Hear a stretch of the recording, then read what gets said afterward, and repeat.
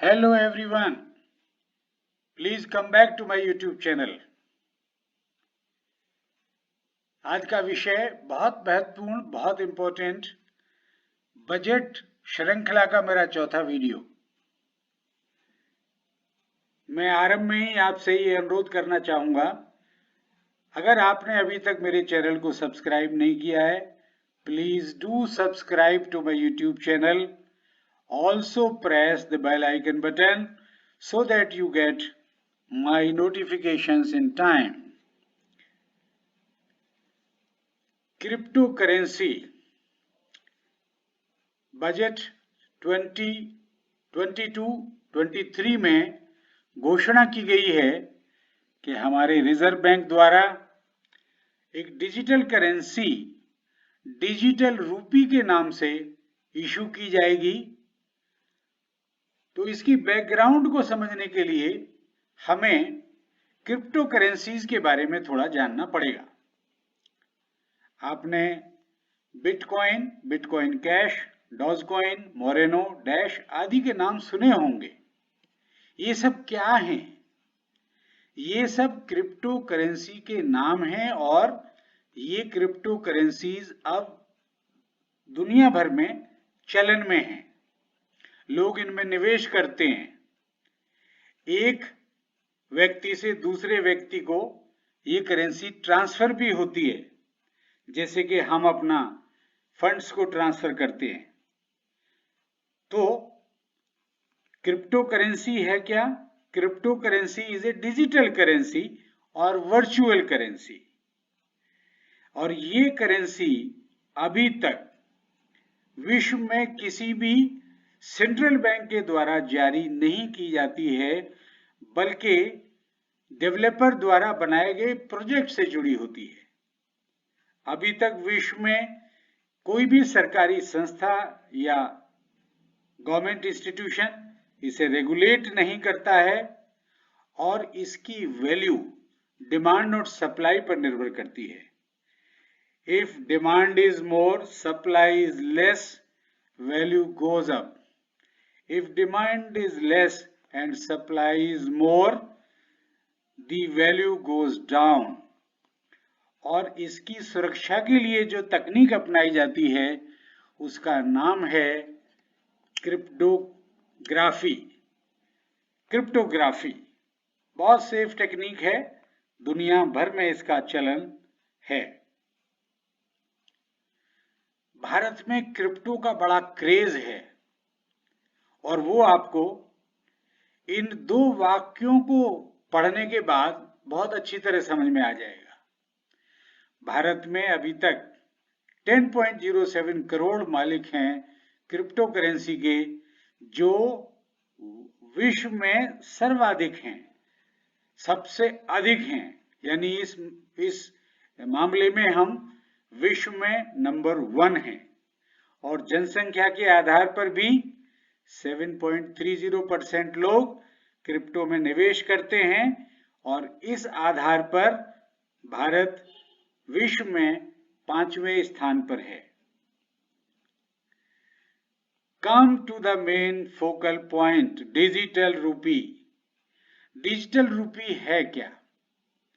Budget 2022-23 में घोषणा की गई है कि आरबीआई डिजिटल रूपी इशू करेगा। अब चूंकि ये डिजिटल करेंसी हमारा आरबीआई इशू करेगा, इसलिए इसका दूसरा नाम सीबीडीसी यानी सेंट्रल बैंक डिजिटल करेंसी भी रखा गया है। ये भी एक क्रिप्टो करेंसी है या वर्चुअल करेंसी है, लेकिन बहुत महत्वपूर्ण बात यह है कि ये हमारे लीगल टेंडर का वर्चुअल रूप होगा, अर्थात डिजिटल रूपी भी लीगल टेंडर होगा। इसका क्या मीनिंग हुआ? आपने आरबीआई एक्ट सेक्शन 26 में लीगल टेंडर की डेफिनेशन पढ़ी होगी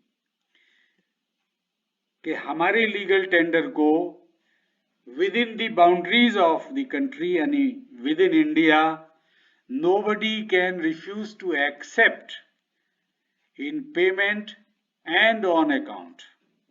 कोई मना नहीं कर सकता है कि हम ये एक्सेप्ट नहीं करेंगे, because it is a legal tender. तो ये इस माने में दूसरी वर्चुअल करेंसी से या क्रिप्टो करेंसी से अलग है। पहला अलग होने का कारण हमारा सेंट्रल बैंक यानी रिजर्व बैंक ऑफ इंडिया इसे इशू करेगा। दूसरा, ये हमारा लीगल टेंडर का वर्चुअल रूप होगा, अर्थात ये लीगल टेंडर ही होगा और इसे कैश में यानी फिजिकल फॉर्म में भी कन्वर्ट किया जा सकेगा। और बहुत महत्वपूर्ण बात, आरबीआई ही इसे रेगुलेट भी करेगा और ये भी दूसरी करेंसीज की तरह ब्लॉकचेन तकनीक पर आधारित होगी। और ब्लॉकचेन तकनीक आज विश्व भर में खूब पॉपुलर हो रही है। अब हम ये समझेंगे कि इसके लेन देन कैसे होगा, ट्रांजैक्शंस इन डिजिटल करेंसी। अब डिजिटल करेंसी में अभी तक लेन देन कैसे होता है? डिजिटल करेंसी का लेन देन सैकड़ों कंप्यूटर इसे जांचते हैं पहले, और डिजिटल करेंसी का लेन देन एक वॉलेट के माध्यम से किया जाता है। वॉलेट में दो पते होते हैं, एक सार्वजनिक पता और पब्लिक एड्रेस, दूसरा निजी पता और प्राइवेट एड्रेस।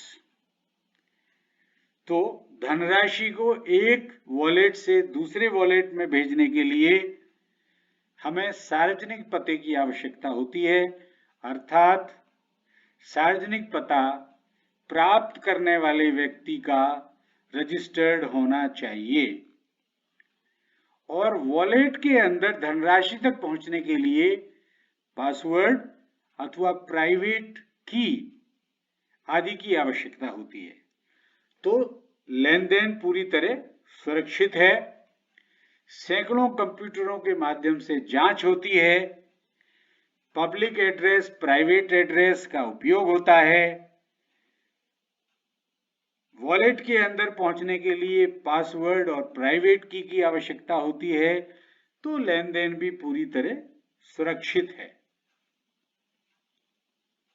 मुझे आशा है आपको ये मेरी जानकारी अच्छी लगी होगी। Please do like and share the video. Thank you very much.